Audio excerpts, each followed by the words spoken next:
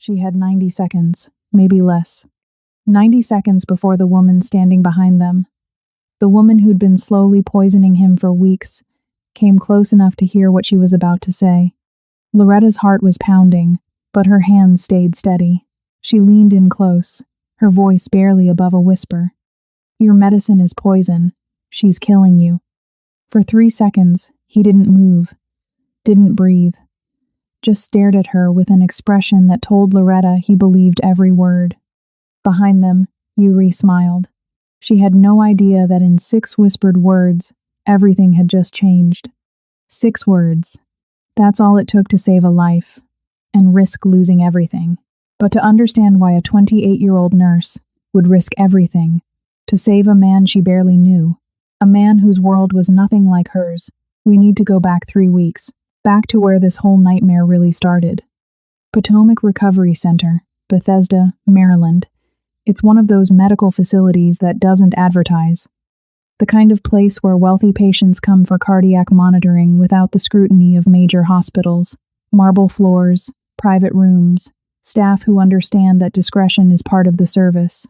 It sits right between Georgetown, where power brokers and business executives keep their townhouses, and the sprawling Korean-American community that runs through the D.C., Maryland area. The patients here value their privacy, and the center makes sure they get it. This is where Loretta Johnson worked 3 evenings a week. Tuesday, Thursday, Saturday nights, 7 to midnight, monitoring patients with heart conditions who could afford comfort while they healed. And for Loretta, those shifts were just one piece of an exhausting puzzle. She was 7 months away from finishing her nurse practitioner degree at Georgetown University. 7 months from a finish line she'd been running toward for 6 years. 6 years of a schedule that would have broken most people. Day shifts at Washington Hospital Center. The kind where you're on your feet for 12 hours straight, juggling patient charts, and doctors who barely look up when you're trying to tell them something's wrong. Then evening shifts here at Potomac Recovery 3 nights a week. Classes twice a week at Georgetown, squeezing into lecture halls after a full day of work, fighting to keep her eyes open while professors talked about pharmacology and advanced clinical practice. Clinical rotations on the weekends. Studying at midnight with a cup of coffee that had gone cold hours ago. Her mother had helped however she could, working extra shifts as a home health aide, picking up overnight cases when the pay was better, making sure Loretta had one less thing to worry about. Her younger brother, still in community college, looked at her like she was proof that the dream still worked, that if you sacrificed enough, worked hard enough, you could actually change your life. The nurse practitioner degree wasn't just about letters after her name. It was about better pay, professional respect, the ability to finally help her family instead of just surviving. She was so close. 7 months close. And then, on a Tuesday evening in early April, she met the patient who would put all of it at risk. April 8th. A cool spring evening, the kind where cherry blossoms were just starting to bloom outside the recovery center's windows. Loretta was assigned to a new patient. Room 6. Cardiac monitoring.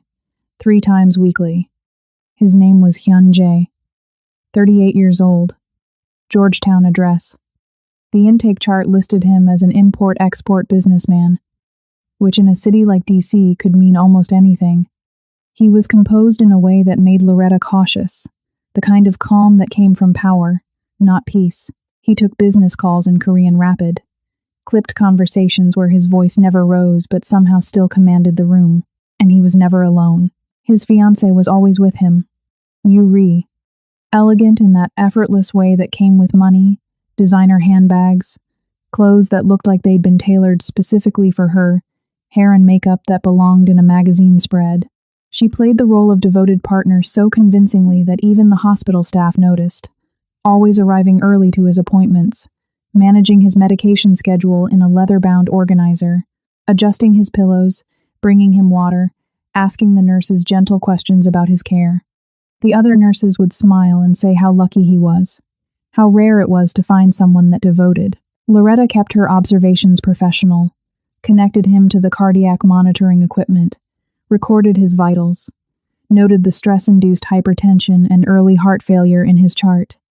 beta blockers and ACE inhibitors prescribed by his cardiologist. Standard protocol, nothing unusual. Except over the next 3 weeks, April 8th, 10th, 15th, 17th, 22nd, 24th, 29th, Loretta started noticing something that didn't make sense. His vitals should have been improving. That's what beta blockers and ACE inhibitors do. They stabilize blood pressure, reduce strain on the heart, give the body time to heal. But Hyun-jae's numbers were going in the wrong direction.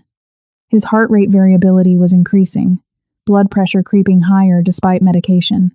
He mentioned chest discomfort during one appointment, described it as a tightness that came and went. By late April, he looked more fatigued than he had 3 weeks earlier. Small changes, the kind most people wouldn't notice.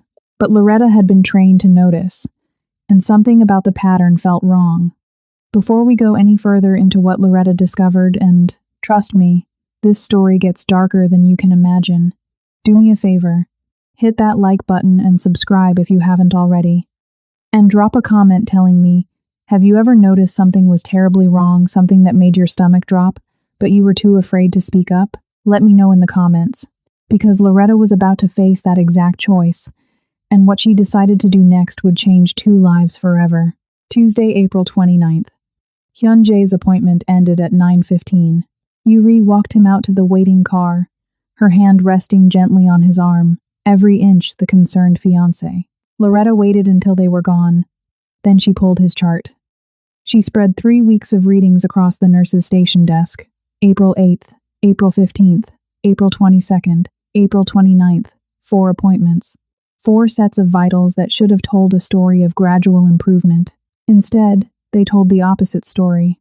She pulled up his medication log on the computer, the one Yuri meticulously maintained and updated at every visit. Beta blockers. ACE inhibitors. Exactly as prescribed by his cardiologist. The dosages were correct. The timing was consistent. So why was he getting worse? Loretta stayed late that night, pulled up medical databases on her phone while sitting in her car in the parking lot, the dome light casting shadows across pages of pharmaceutical research.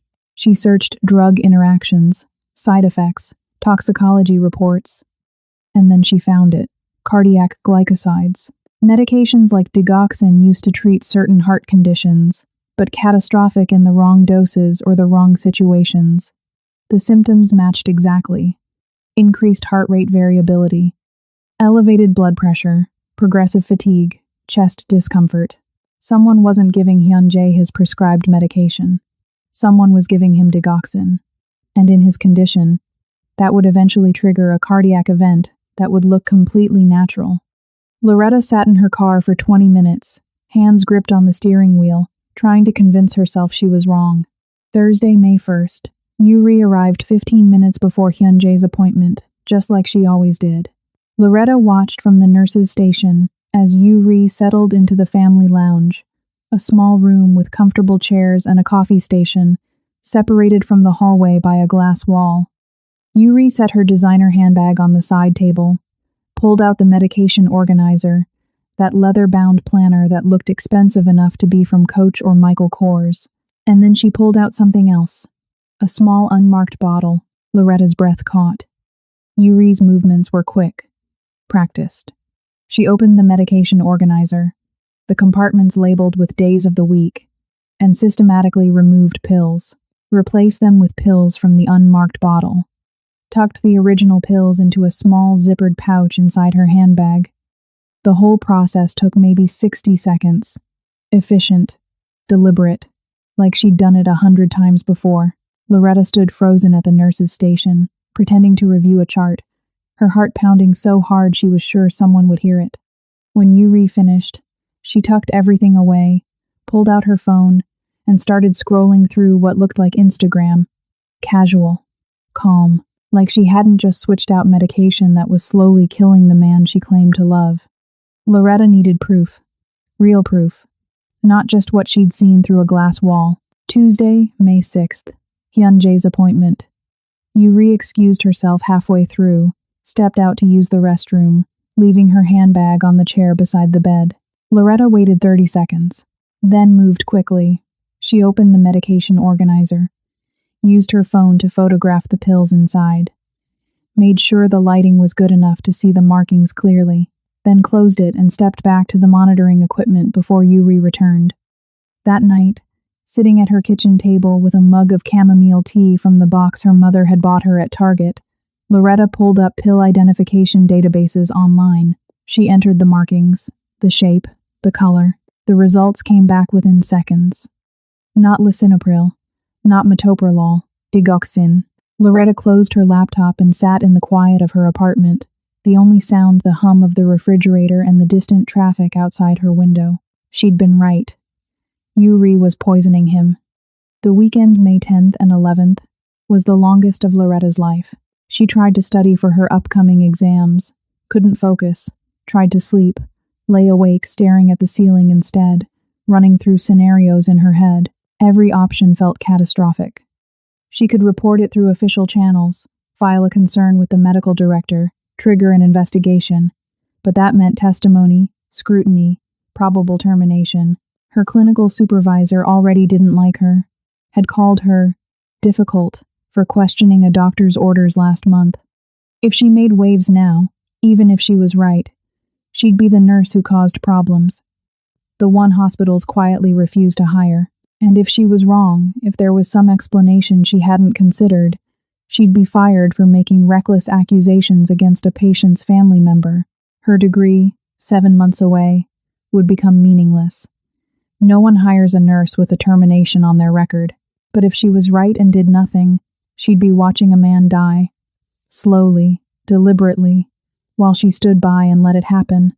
And then there was the other fear. The one she didn't want to name, but couldn't ignore. Hyunjae's security guards, the way the staff deferred to him. The business calls in Korean that sounded like someone giving orders, not taking them. If his world was as dangerous as it seemed, and she went public with accusations against his fiancé, what would happen to her? Loretta thought about her grandmother, 16 years ago now, but the memory was still sharp. A medication error at the nursing home. A nurse who noticed the doctor's order didn't match the patient's condition, but she'd been too intimidated to speak up, didn't want to question the doctor, didn't want to cause problems. Loretta's grandmother died 3 days later, from complications that could have been prevented. She'd been 16, sitting in that hospital room, watching her grandmother slip away, listening to her mother sob, and she'd made herself a promise that day. She would never stay silent when she saw something wrong, not ever. That promise had guided her through nursing school, through difficult shifts where she'd advocated for patients even when doctors rolled their eyes, through moments where speaking up cost her professionally, and now that promise was about to cost her everything she'd worked for. By Monday night, May 12th, Loretta had made her decision. She wouldn't go through official channels, wouldn't file reports or trigger investigations. She'd warn Hyunjae directly, tell him what she'd discovered, give him the choice of what to do with the information. It was the only way to save him without destroying her own future. The only way to keep her promise to herself without losing everything. She had proof. She had a plan. Now she just had to find the courage to whisper 6 words to a man who might have her killed for knowing too much, and hope that he'd believe her. Tuesday, May 13th, 7:30 in the evening. Hyunjae's appointment was scheduled for 8 o'clock, like always. Loretta arrived early for her shift, changed into her scrubs in the staff locker room, and stood at the bathroom sink for a full minute, staring at her reflection in the mirror. Her hands were steady. That surprised her. By 8:05, Hyunjae was settled in room 6. Yuri in her usual spot, the chair beside the bed, handbag at her feet, already pulling out the medication organizer. Loretta connected him to the cardiac monitoring equipment, blood pressure cuff, pulse oximeter, heart rate monitor. Her movements were automatic, professional. She'd done this 1,000 times. But tonight, the air in the room felt different. Heavy. Like the moments before a thunderstorm breaks. Yuri watched her with that pleasant, polite expression she always wore. Made small talk about the weather, about traffic on the Beltway, about how grateful she was for the excellent care Hyunjae was receiving. Loretta smiled and nodded, and felt her heartbeat pounding in her ears. And then, at 8:17, Yuri's phone rang. She glanced at the screen, her expression shifting slightly. "I'm sorry. I need to take this." Her voice was apologetic as she stood, already moving toward the door. "Work emergency." She stepped into the hallway, the door closing softly behind her. Through the glass panel, Loretta could see her phone pressed to her ear, still visible, still watching the room, but far enough away that she wouldn't hear a quiet conversation. 90 seconds, maybe less. Loretta moved to adjust the blood pressure cuff, her hands gentle on Hyunjae's arm. She leaned close, her voice barely above a whisper. "Your medicine is poison. She's killing you." Hyunjae's entire body went still. Not the kind of stillness that comes from surprise, the kind that comes from someone who's just had their world rearranged and is calculating every possible response in the span of a heartbeat. His eyes sharpened, the shift from composed patient to something else. Something lethal and focused happened so fast Loretta almost stepped back. For 3 seconds, he didn't breathe, just stared at her with an intensity that made her feel like he was seeing straight through to her intentions, her fears, her proof. Then he nodded, once, almost imperceptibly. In the hallway, Yuri finished her call. She tucked her phone into her coat pocket and turned back toward the room, her expression pleasant again, completely unchanged. She pushed open the door and smiled at them. "Sorry about that. Where were we?" Loretta stepped back to the monitoring equipment, her voice steady. "Blood pressure is looking stable tonight."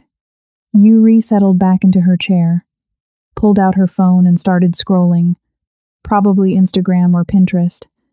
Something to pass the time during the appointment. She had no idea that in 6 whispered words, everything had just changed. For Hyunjae, the world had shattered. The woman sitting 3 feet away from him, the woman he'd trusted with his medications, with his vulnerability during illness, with access to his life when he was at his weakest, was systematically killing him. But he didn't react, didn't flinch, didn't give Yuri any reason to suspect that something had shifted. Years of navigating dangerous situations had taught him one critical lesson: never show your hand until you're ready to strike. So he sat quietly, made appropriate responses when Yuri spoke to him, and let his mind work through the implications, while his face remained calm. Over the next 3 appointments, Thursday, May 16th, Saturday, May 18th, Tuesday, May 20th, Hyunjae and Loretta executed their quiet plan.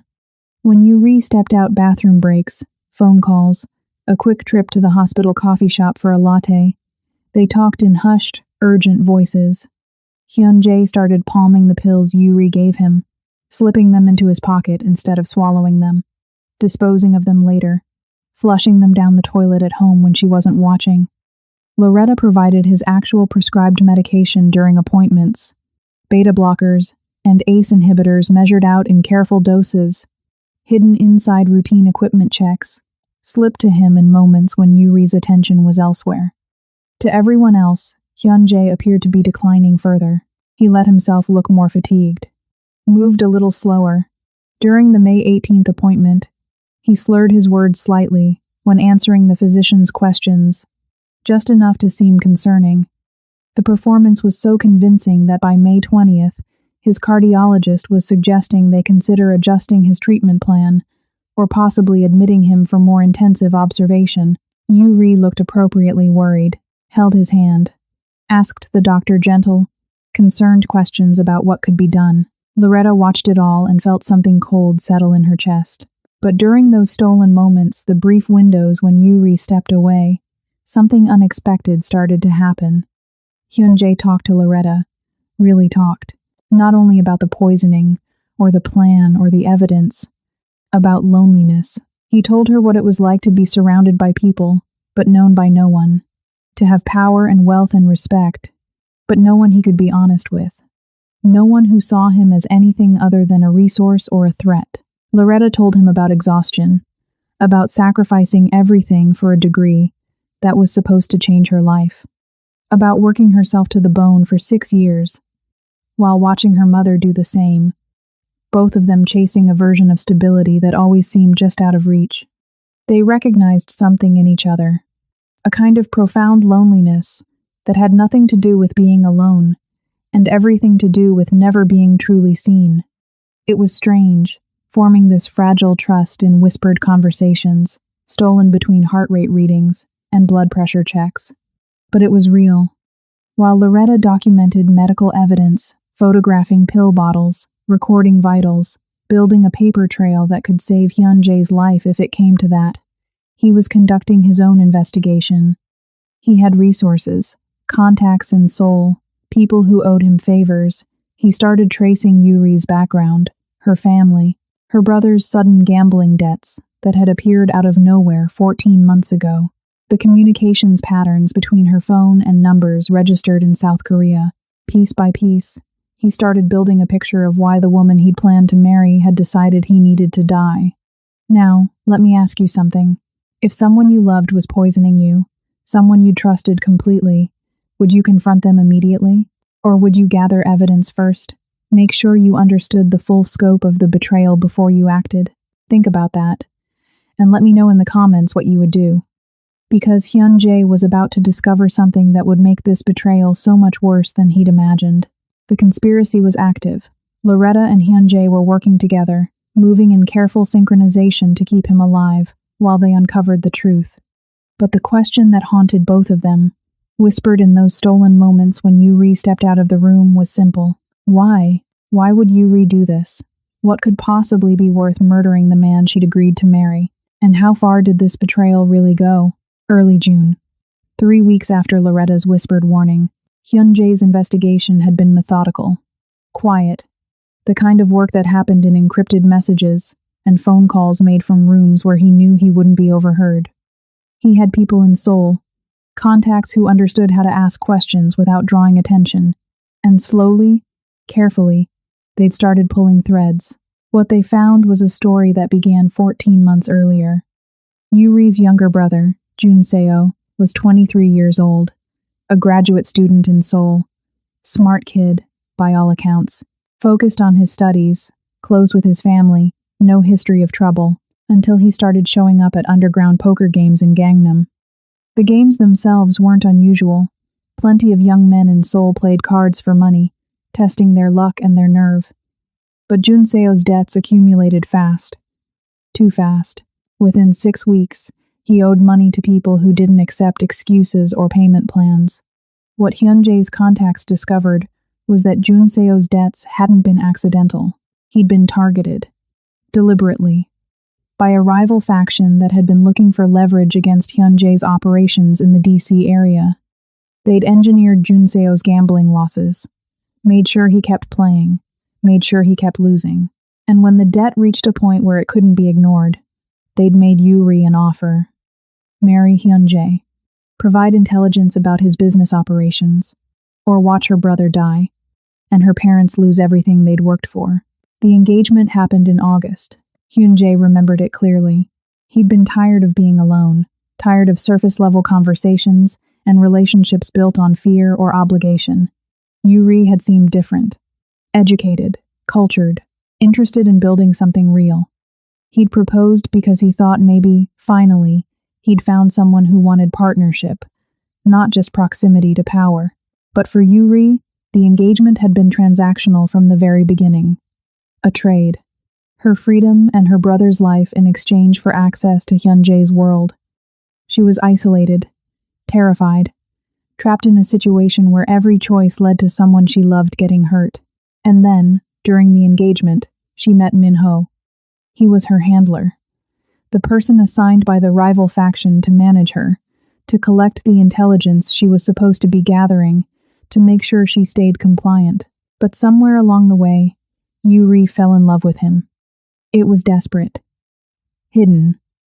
The kind of affair that happened in hotel rooms booked under false names, in stolen moments when Hyunjae was traveling for business, in late-night phone calls where she convinced herself that Minho understood her pain.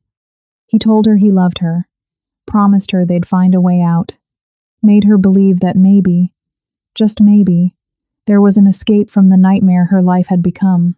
In March, Yuri discovered she was pregnant, Minho's child. The timeline made it impossible to pass the baby off as Hyunjae's. They'd stopped being intimate months earlier, his declining health, the stress of his condition, the distance that had grown between them, without either of them quite acknowledging it. Yuri was maybe 10 weeks along when she took the test, sitting in the bathroom of a CVS near DuPont Circle, hands shaking as she watched the second line appear. She had 6 weeks, maybe 8, before symptoms became harder to hide, before her body started changing in ways she couldn't explain away. When the pregnancy showed around 12 to 16 weeks, sometime in early July, her betrayal would be exposed. The rival faction would know she'd failed to remain useful. Hyunjae would know she'd been lying all along. Junseo would be killed. Her parents would be destroyed. Every option led to catastrophe, except one. If Hyunjae died before her pregnancy became visible, she'd inherit. As his fiancée, she was named in his will, a gesture he'd made months earlier, back when he still believed they were building a future together. The inheritance would be enough to buy Junseo's freedom from the faction, enough to start over somewhere far from all of this. She and Minho could leave, build a life, raise their child away from the violence and manipulation that had brought them together. The digoxin substitution would trigger a cardiac event that looked completely natural. A man with a known heart condition, dying despite treatment. Tragic, but not suspicious. No one would suspect. Yuri started switching the pills in early April. Every time she did it, guilt consumed her.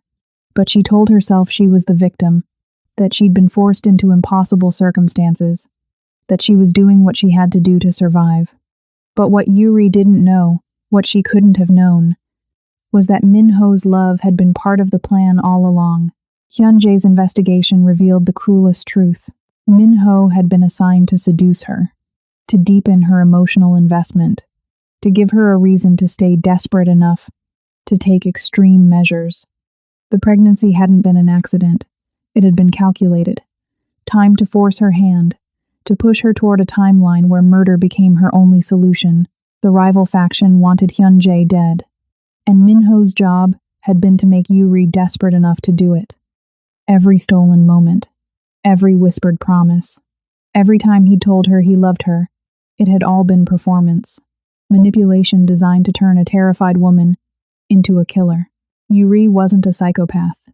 She wasn't evil. She was a woman who'd been handed impossible choices and made the worst ones.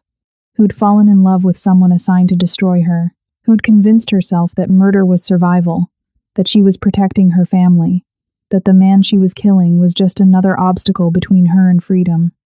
Every time she switched the pills, sitting in that family lounge at Potomac Recovery, with her leather planner and her expensive handbag, she carried the weight of it, the guilt, the fear, the desperate hope that maybe this would work. Maybe she'd finally escape. But she was never going to escape, because the people using her had no intention of letting her go. She was a tool, expendable. And when she'd served her purpose, they would have discarded her just like they'd discarded everyone else who'd outlived their usefulness. Hyunjae sat in his Georgetown study on a Sunday evening in early June, the investigation files spread across his desk, and felt something unexpected. Not just rage, not just betrayal, pity. Yuri had tried to kill him. That was undeniable. But she'd been manipulated into it, by people far more ruthless than she'd ever be. The question now was, what to do with this information? He could destroy her, expose everything, have her arrested for attempted murder, make sure she spent decades in prison, while her family fell apart and the faction that had used her walked away clean. Or he could do something more complicated. Something that would cost him nothing, and might break the cycle of victims becoming villains. The choice was his. He made the call on Saturday evening. Yuri's voice had been bright when she answered, cheerful in that practiced way she'd perfected over the past year. "Tomorrow morning?" she'd said. "Of course, I'd love to go over the wedding plans." Sunday morning arrived cool and clear. June sunshine filtered through the tall windows of Hyunjae's Georgetown townhouse, casting long shadows across the hardwood floors of his private study. The room was elegant in an understated way. Dark wood furniture, leather chairs that looked like they belonged in a lawyer's office, bookshelves lined with volumes that were actually read, not just displayed. But despite the warmth of the morning light, the space felt cold. Hyunjae sat behind his desk, the investigation files arranged in a neat folder in front of him. He'd been awake since 5, running through the conversation in his mind, anticipating her reactions, preparing himself for what needed to happen. At 9:30, the doorbell rang. Yuri arrived wearing a cream-colored sweater, the kind from Banana Republic that looked expensive without being showy, and tailored pants. Her hair was pulled back in a neat ponytail. She carried a Kate Spade planner, the one she used for wedding details, tucked under her arm. She smiled as she stepped into the study. "I brought fabric samples for the table linens. I know we said we'd wait, but I found the most beautiful. Sit down, Yuri." Something in his voice made her stop mid-sentence. The smile faltered, just slightly, but she recovered quickly, set her planner on the side table, and settled into the chair across from his desk. "Is everything all right?" Hyunjae placed the folder on the desk between them. Didn't open it yet. Just let it sit there, an unspoken threat. "I know about the poisoning." His voice was calm, terrifyingly calm. "I know about Minho. I know about the baby. I know about Junseo." The color drained from Yuri's face so quickly it looked like someone had pulled a plug. Her hands gripped the armrests of the chair. I don't know what you're—" He opened the folder, slid the first photograph across the desk. It was time-stamped. May 1st, 7:43 p.m. Yuri, in the family lounge at Potomac Recovery, the medication organizer open in front of her, the unmarked bottle in her hand. The angle was perfect, clear, undeniable. She stared at it, said nothing. He slid the next set of documents across. Communications records, text messages between her phone and a number registered in Seoul. Dates, times, fragments of conversations that made it clear this wasn't a romance, it was an operation. Then the evidence of Junseo's debts.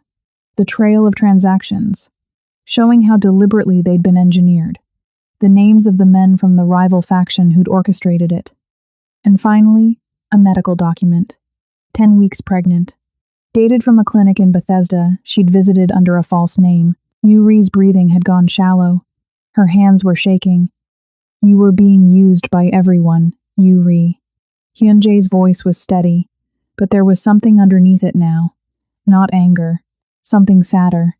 "Your brother's debt was manufactured. They targeted him specifically to get to me. And Minho." He paused. "Minho was assigned to seduce you. The pregnancy wasn't an accident. It was designed to force your timeline, to make you desperate enough to do exactly what you did." He slid one last document across the desk. A report from his contacts in Seoul, evidence that Minho had been reporting her emotional state to the faction weekly. Detailed notes about her fears, her guilt, her growing attachment to him. "Even your love was a weapon pointed at both of us." For the first time, Yuri's carefully constructed facade shattered. Not with screaming, not with denial, just a kind of hollow devastation that made her look suddenly smaller, younger, like the scared woman she'd been all along, hiding beneath expensive clothes and perfect makeup. "I thought," her voice cracked, "I thought he loved me." Hyunjae leaned back in his chair. The morning light caught the edge of the desk, illuminating the documents spread between them, like evidence at a trial. "You have 2 choices," he said quietly. "Face attempted murder charges, decades in prison, your family destroyed by the scandal. Junseo left to whatever the faction decides to do with him." He paused. "Or you leave today. I'll wire you $500,000. Enough to buy Junseo's freedom. Enough to start over somewhere far from here. But you cut all ties with Minho, with the faction. You disappear, and you never come back." Yuri looked up at him, tears streaming down her face. Her mascara, probably Maybelline, the waterproof kind that was supposed to last, was smudging at the corners of her eyes. "Why?" The word came out broken. "Why would you let me go?" Hyunjae was quiet for a long moment. Outside, he could hear the distant sound of someone mowing their lawn, a dog barking, the ordinary sounds of a Sunday morning in Georgetown. "Because the woman who saved my life taught me to see people clearly." He met Yuri's eyes. "You're not evil, Yuri. You're desperate. You were used by people more ruthless than you'll ever be." He paused. "And I'm tired of being part of cycles where victims become villains. Walk away. Free your brother. Build something real." By 6 o'clock that evening, Yuri was gone. A single suitcase, a wire transfer confirmation, a signed agreement, notarized that afternoon, that she would never contact him or return to the United States. Hyun-jae stood in his study as the sun set, painting the room in shades of amber and shadow. The folder was still on his desk. The evidence of betrayal. The proof of mercy. He didn't feel triumph. Just a profound loneliness, mixed with something that might have been relief. The woman who'd tried to kill him was gone, and in her place was only the quiet of an empty house, and the knowledge that he'd chosen something harder than revenge. He'd chosen to let her go. The weeks that followed moved quietly, like the careful steps someone takes when learning to walk again after an injury. Yuri kept her word. By the second week of June, Hyun-jae's contacts confirmed that Junseo's debt had been cleared. The rival faction had received their payment and released their claim. 3 days later, Yuri's phone number went dead. No forwarding information. No trail except a single notation in an immigration database. A flight to Vancouver, Canada. On June 15th, she disappeared the way people do when they want to be forgotten. Hyun-jae returned to taking his actual medication. Beta blockers. ACE inhibitors. The prescriptions his cardiologist had written months ago, before everything had spiraled into betrayal and whispered warnings. Within 4 weeks, his vitals began to stabilize. His blood pressure dropped back into normal range. The heart rate variability that had been climbing steadily throughout May started to level out. The fatigue that had made every afternoon feel like wading through water lifted. At his follow-up appointment in mid-July, his physician looked genuinely baffled. "I don't know what changed," the doctor said, scrolling through the chart on his tablet. "But whatever you're doing, keep doing it. Your numbers haven't looked this good in 6 months." Hyun-jae had simply nodded. "Less stress, I think." The engagement ended. It's been quieter. The doctor had made a note about stress reduction and moved on to discussing diet and exercise, completely unaware that the real answer was far simpler. No one was poisoning him anymore. Loretta continued working her shifts at Potomac Recovery. Tuesday, Thursday, Saturday evenings, 7 to midnight. But for the first few weeks after Yuri's departure, she avoided Hyun-jae's appointments. She'd swap shifts with other nurses, cite scheduling conflicts, find reasons to be assigned to different patients. It wasn't that she regretted what she'd done. Saving his life had been the right choice. The only choice. But the intensity of it had left her drained. Every time she saw his name on the schedule, her heart rate spiked. Too much fear. Too much risk. Too many nights lying awake wondering if she'd made the right call, or if she'd just painted a target on her own back. But Hyun-jae kept coming. Tuesday and Thursday evenings, like clockwork. And he didn't make it difficult. He simply arranged his appointments to fall during her shifts, then waited to see if she'd be the one monitoring him. When she finally stopped avoiding him in late June, a Tuesday evening when she was the only nurse available, he didn't mention it. Just settled into the chair, let her connect the equipment, and asked her a question that caught her off guard. "How's your exam prep going? You mentioned comprehensive exams were coming up." She'd blinked at him. "You remember that? You told me during one of our conversations in May. I think it was the 16th. You said they were scheduled for September." He'd remembered, not just the exams, but the date she'd mentioned them. It became a pattern. He'd ask about her NP program, about which rotation she was dreading most, about whether she'd decided on a specialty focus yet.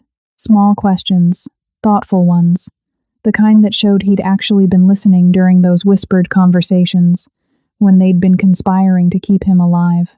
And then, one Saturday evening in early July, he showed up 15 minutes before his appointment with a coffee. Not from some fancy cafe. Just a medium Dunkin' Donuts iced coffee, 2 creams, 1 sugar. Her exact order from the hospital cafeteria. "Thought you might need this before your shift," he'd said, setting it on the nurse's station counter. Loretta had stared at it. "How did you—" "You mentioned it once. that you always grabbed coffee before evening shifts, but the hospital cafeteria closes at 6:30 on weekends. So Saturdays you had to settle for the vending machine. He'd remembered that too. Mid-July, after an appointment where his vitals had come back perfectly stable, he'd asked her to dinner. Not in a dramatic way. Just a quiet question as she was disconnecting the monitoring equipment. Would you have dinner with me sometime? Just to talk. Nothing complicated. Loretta had felt her stomach flip. Part attraction, part terror. I don't think that's a good idea, she'd said carefully. Professional boundaries. He'd nodded, understood, and that was it. No pushing, no follow-up, just acceptance. But it had stayed with her. The question. The way he'd asked it like he was offering something, not demanding it. For weeks, Loretta carried the conflict inside her like a weight. She was attracted to him. That was undeniable. But he represented everything that terrified her. Danger. Secrecy. A world where people got killed over business dealings and betrayal was currency. She was 5 months from finishing her degree. 5 months from everything she'd worked toward for 6 years. Why would she risk entanglement with someone whose life looked like a crime thriller? But she also couldn't ignore what she'd seen in those whispered conversations. The loneliness. The way he'd looked at her when she'd warned him not with suspicion, but with immediate trust. The respect he showed her. Not because of what she could do for him, but because of who she was. He didn't try to buy her affection, didn't show up with jewelry or expensive gifts. Just coffee. And questions. And the quiet patience of someone willing to wait. Late August brought the crisis Loretta had been dreading for years. Her mother collapsed at work. A pre-diabetic crisis that had been building for months. Irregular blood sugar, stress from overtime shifts, too many missed meals because she'd been trying to save money for Loretta's graduation. The hospital admitted her for observation. Loretta spent 2 days sitting beside her bed in the same Washington hospital center where she worked day shifts, holding her mother's hand, and feeling like everything was falling apart. On the third day, Hyun-jae showed up. Not in her mother's room. He waited in the hallway until Loretta stepped out for coffee, then approached carefully. I heard what happened, he said. I wanted to help. Loretta had been too exhausted to ask how he'd found out. Hospital networks, contacts. It didn't matter. We're managing, she'd said. I know you are. But I arranged a consultation with an endocrinologist I know, Dr. Sarah Kim, over at Johns Hopkins. No charge professional courtesy. And I'm having meal services delivered to your mother's apartment for the next 2 weeks. Freshly prepared meals, the kind from Factor that follow diabetic guidelines. Just to take one thing off your plate while she recovers. Loretta had stared at him. Not flowers, not money, just practical, actionable help. Why would you do this? His answer had been simple. You saved my life. This is the least I can do. Early September. A Tuesday evening. Loretta finally agreed to dinner. Not somewhere expensive or showy. A quiet Korean barbecue place in Annandale, Virginia, the kind with wooden tables and metal grills built into the center, where the servers brought out banchan in little white dishes, and the air smelled like sesame oil and grilled meat. They talked about everything except the poisoning. Loretta told him about her dream of opening a community clinic in an underserved neighborhood, sliding scale fees. Focus on preventive care for people who couldn't afford it otherwise.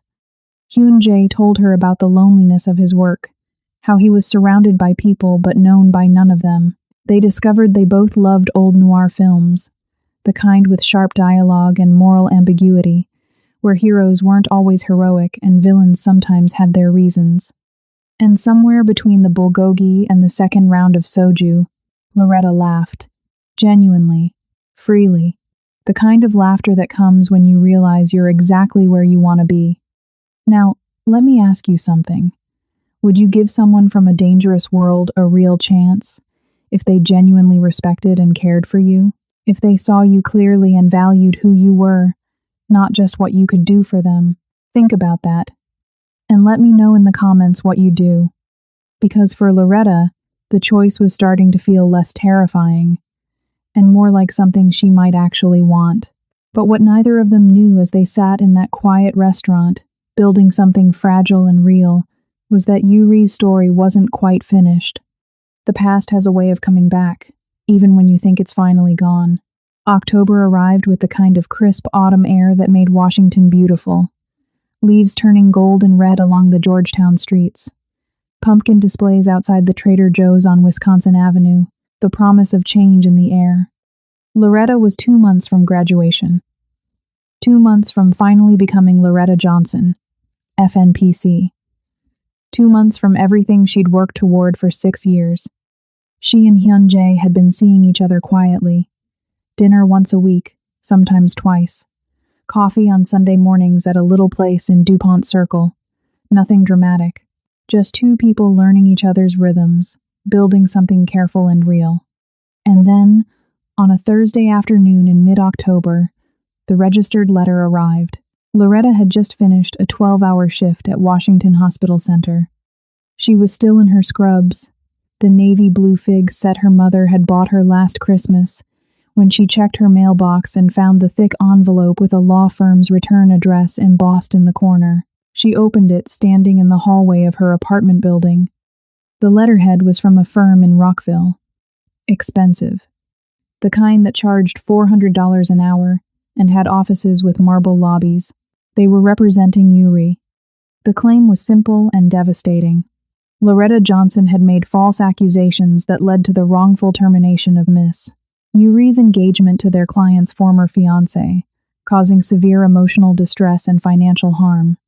Miss Yuri was seeking $500,000 in damages. And if the matter couldn't be resolved quickly, they intended to file complaints with the Maryland Board of Nursing. Professional misconduct, unauthorized access to patient records, breach of confidentiality. Loretta's hands started shaking before she finished the first page. By the following Tuesday, Yuri had leaked her version to Korean-American news outlets. The story spread quickly through community newspapers and online platforms. The angle was sympathetic and brutal. Jealous nurse destroys engagement with lies.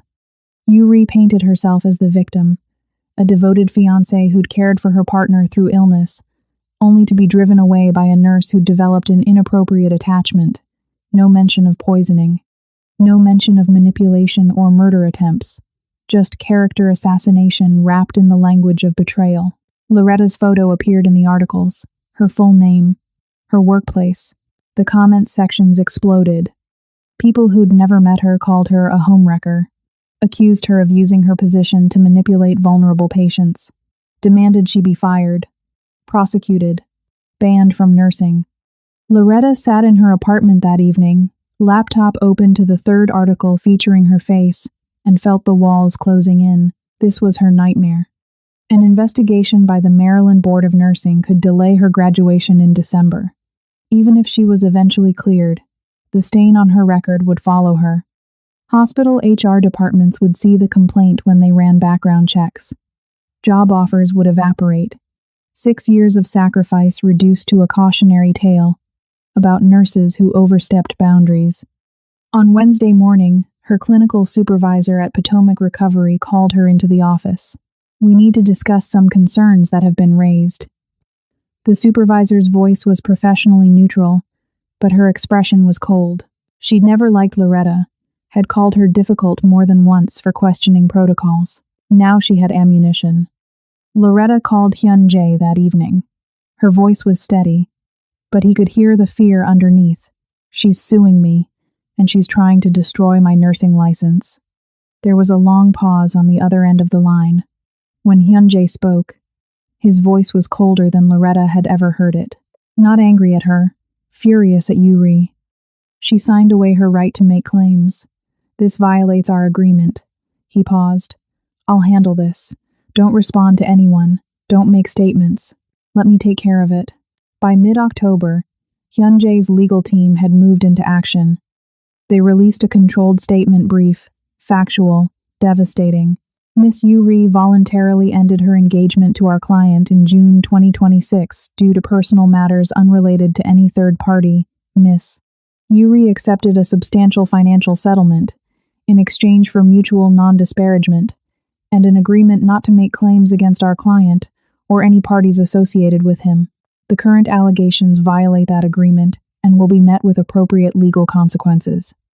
Attached to the statement were documents. The signed agreement, notarized and dated June 7th. Wire transfer records showing Yuri had received $500,000.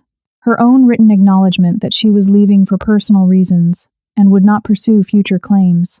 The evidence was ironclad. Simultaneously, Potomac Recovery's legal team at Hyunjae's quiet request provided documentation to the Maryland Board of Nursing. Medical records showing Hyunjae's symptom deterioration throughout April and May. Loretta's nursing notes documenting concerns about medication efficacy. Expert testimony that her observations were medically justified and her actions fell squarely within the scope of nursing responsibility. Most importantly, she hadn't breached confidentiality. She'd reported her concerns directly to the patient himself, not to external parties. That was not only appropriate, it was exactly what nursing protocols recommended when family members might be involved in patient harm. The response was swift. Within 2 weeks, Yuri's attorney sent a brief letter withdrawing the lawsuit. No explanation, just a terse notification that Miss Yuri would not be pursuing the matter further. The Maryland Board of Nursing closed their preliminary inquiry with a letter that arrived in Loretta's mailbox on a rainy Tuesday morning. She opened it standing in her kitchen, still wearing her Target pajamas, coffee brewing in her old Mr. Coffee machine. The letter was short, professional. They'd reviewed the complaint and supporting documentation. They found Loretta's actions to be medically justified and consistent with professional nursing standards. The matter was closed. The final paragraph made her throat tight. The board commends your diligent patient advocacy. This is the standard of care we expect from Maryland nurses. News outlets quietly retracted their stories. Some posted brief corrections. Most just deleted the articles and moved on to the next scandal. Within 3 weeks of Yuri's attack, it was over. Loretta's career was safe. Her graduation still on track for December. The threat neutralized as efficiently as it had appeared. But that Thursday evening, sitting across from Hyunjae, at a small Italian place in Arlington, red-checkered tablecloths and breadsticks in paper-lined baskets, Loretta felt the weight of what had just happened. She tried to destroy me, Loretta said quietly. Even after you let her go. Even after you gave her money to start over. She still came after me.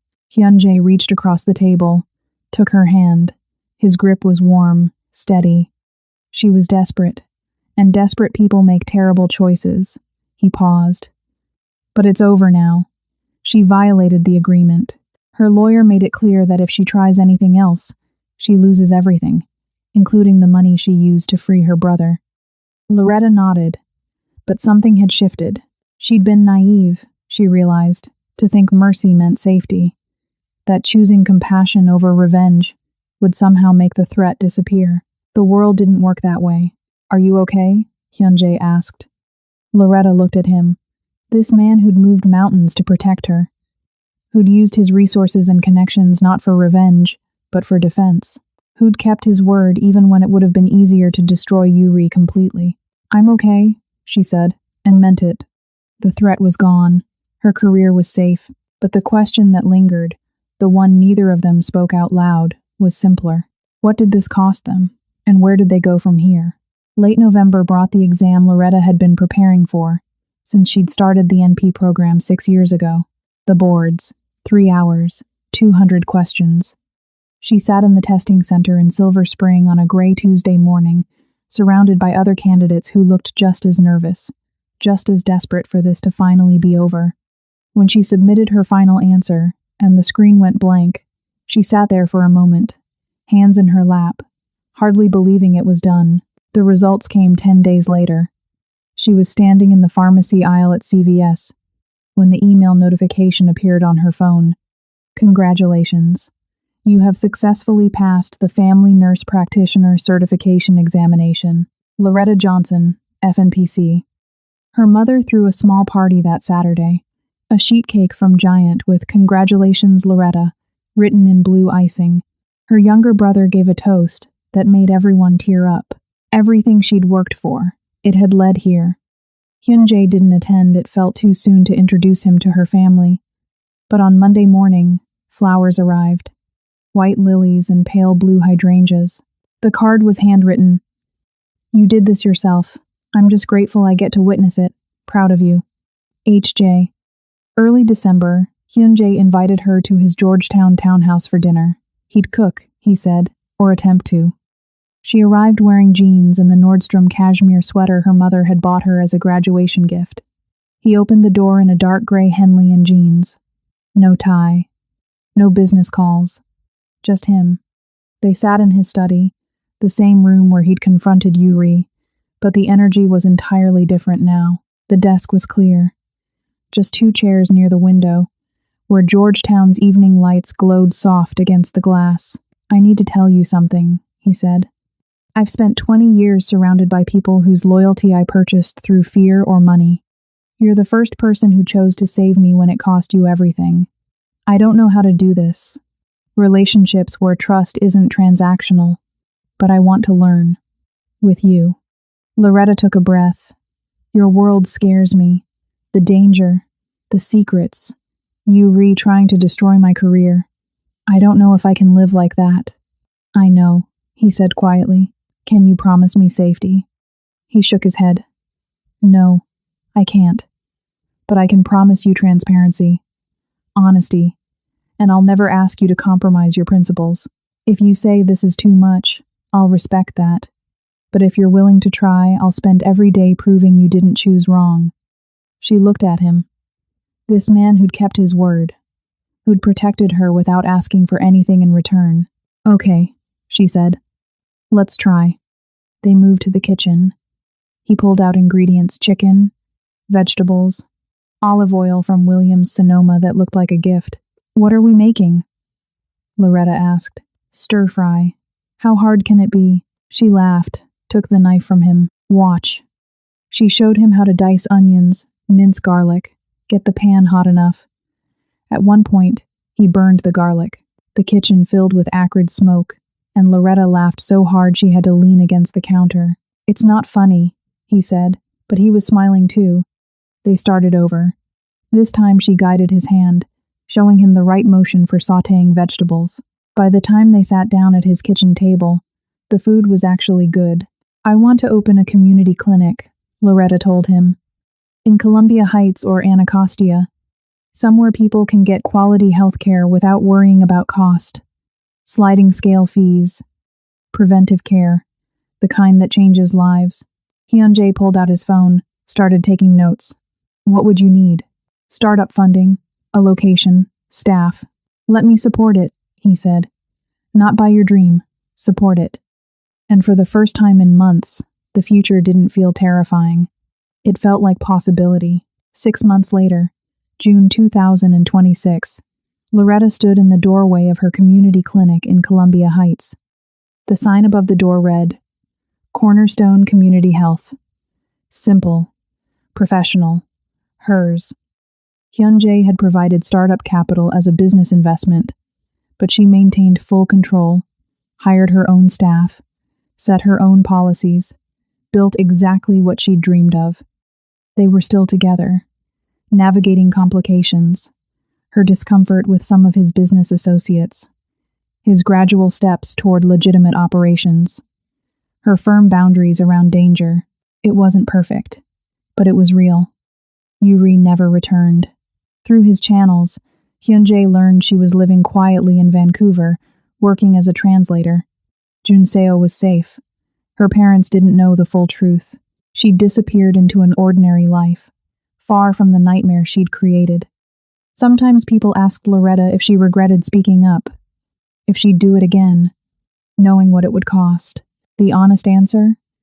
That whisper had cost her sleep, safety, peace of mind for months. But staying silent would have cost her something she couldn't afford to lose, her integrity. You don't become a nurse to watch people die when you can save them. Hyun-jae had changed too. Slowly, deliberately, transitioning his business toward legitimate operations, reducing ties to the organization that had caused so much pain. Loretta hadn't demanded it, but her presence made him want to be someone worthy of her choice. Trust your instincts when something's wrong. Silence might keep you safe in the moment, but action, even terrifying action, can save lives. People aren't just heroes or villains. Sometimes victims become villains. Sometimes villains choose to do better. The world is more complicated than stories usually admit. Real love isn't about grand gestures or rescuing each other. It's about two people choosing honesty, even when it's hard. Building something together, one small choice at a time. On a Sunday morning in late June, Loretta and Hyun-jae walked through the Georgetown Farmers Market, hands loosely linked, debating whether to buy strawberries or blueberries. Ordinary, imperfect, real. She'd whispered 6 words that saved his life. He spent every day after proving she'd saved more than that. She'd saved his capacity to trust, to love, to hope, and sometimes that's the most powerful medicine of all. Now let me ask you one final question. If you were in Loretta's position, could you have stayed silent to protect your career? Or would you have spoken up, no matter the cost? Drop your honest thoughts in the comments. I read every single one. And if this story moved you, share it with someone who needs to hear it. Because sometimes the bravest thing we can do is whisper the truth, even when the whole world feels like it's listening. See you in the next one.